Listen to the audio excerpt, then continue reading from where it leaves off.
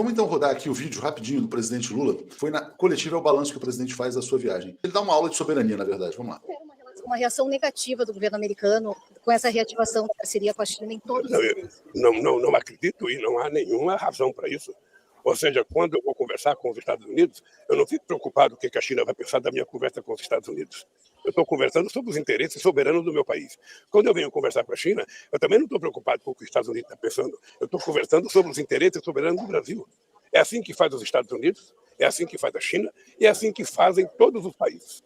Cada um negocia em defesa da sua soberania e da melhoria de vida do seu povo. Foi isso que eu vim fazer aqui. Saio daqui muito satisfeito, e tenho certeza que a nossa relação com a China não é necessariamente, capaz de criar nenhum arranhão com os Estados Unidos. Eu fui visitar a Huawei porque eu tenho necessidade de fazer uma revolução digital no nosso país. Nosso país está muito atrasado e eu acho que não é correto a gente não dar ao povo brasileiro a mesma oportunidade que outros países já têm. Quando eu falo com os Estados Unidos, estou pensando no Brasil, não estou pensando na China. Quando eu falo na China, também estou pensando no Brasil. Desmascar algumas teorias, mesmo acadêmicas, sobre relações internacionais, que querem fugir do realismo da política. E mesmo que os países, quaisquer que sejam, tenham posturas internacionalistas, solidárias, lutem por um mundo melhor de uma maneira generosa, mas o primado das relações internacionais é o interesse nacional. Esse é o motor, esse é o ponto de partida. Então, está correto. Nós podemos ser universalistas, solidários, lutar pelos valores da humanidade, mas tendo como ponto de partida a defesa dos interesses nacionais. Não há política externa de país que se respeite, a não ser os países subalternos, que não seja política externa orientada por interesses nacionais. Inclusive os países imperialistas. Os Estados Unidos, desse ponto de vista, são o país mais soberanista, mais nacionalista do mundo, que eles ignoram por completo os interesses dos outros povos. Então, acho que, como você disse aí na introdução, foi uma lição de soberania nacional, da maneira assim, bem popular e didática que o presidente Lula tem para se comunicar com o povo brasileiro e com o mundo de uma maneira geral. Porque a imprensa brasileira, ela meio que já se coloca dizendo assim, olha, os Estados Unidos não vão gostar, tá, presidente?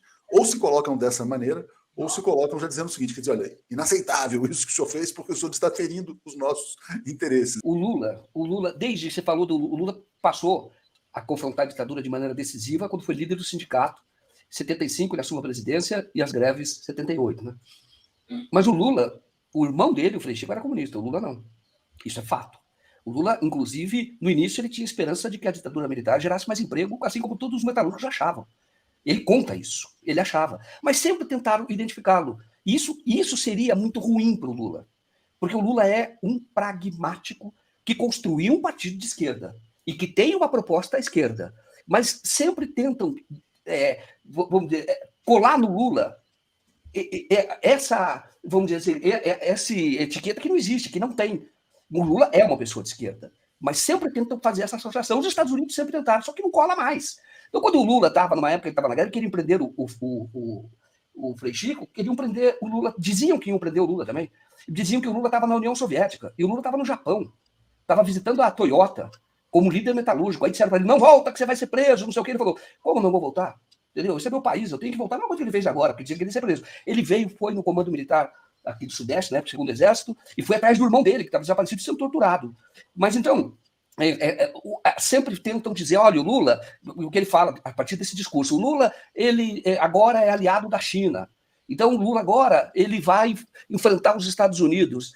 E o Lula não é assim, nunca foi assim, não vai ser assim. O que ele falou é uma aula de soberania mesmo, uma aula de Estado, de uma pessoa de Estado, falou, eu vou defender os interesses do meu país. E quem é que pode reclamar disso? E esse é o discurso do Lula, que sempre fico tentando colar no Lula. E o Lula é muito inteligente para sair dessas armadilhas. E isso foi muito importante. Foi assim que o Lula se construiu. O Lula é uma pessoa que defende a soberania do Brasil, a inclusão social, e o Lula sabe que o caminho de desenvolvimento do Brasil ele está à esquerda. Porque sempre houve um projeto de direita, sempre houve um projeto por grande exploração do Brasil, depois um projeto liberal, e para o Brasil isso não dá certo. Ele sabe, a Dilma também sabe, a Dilma me disse uma vez numa entrevista, falou, olha, o neoliberalismo do Brasil é genocídio, entendeu? Porque o país precisa amparar uma legião de excluídos, que vem da nossa herança escravocrata. O Lula sabe disso.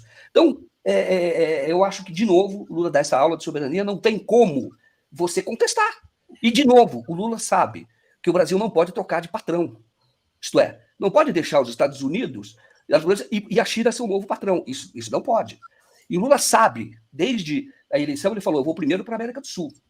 Porque ele sabe que o Brasil é líder, é forte, a maior economia da América do Sul, mas ele sabe que para enfrentar esses gigantes, para ter uma nova relação no mundo, uma nova correlação de forças no mundo que seja equilibrada, a América do Sul precisa estar unida. Ele está lutando pelo interesse do Brasil em primeiro lugar, mas sabe que para os interesses do Brasil é necessário que haja uma união da América do Sul para não ficar orbitando, seja em torno dos Estados Unidos e seja mesmo em torno da China.